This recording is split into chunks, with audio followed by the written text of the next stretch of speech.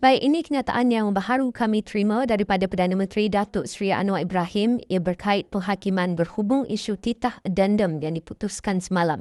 Saya bacakan kenyataan tersebut. Ingin ditegaskan bahawa kerajaan Madani kekal berpegang teguh kepada prinsip penegakan negara hukum serta pengasingan kuasa.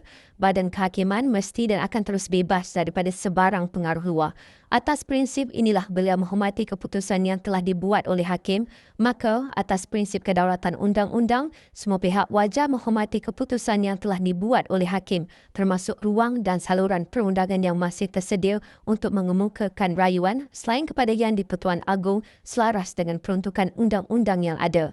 Anwar turut menyeru semua pihak agar menangani isu ini dengan penuh sabar dan bijaksana. Sekalipun ada pihak yang memilih untuk tidak menzahirkan simpati kepada Datuk Seri Najib Razak dan keluarganya, adalah tidak wajar untuk mengeruhkan suasana atau menambah ketegangan dalam keadaan yang sensitif ini.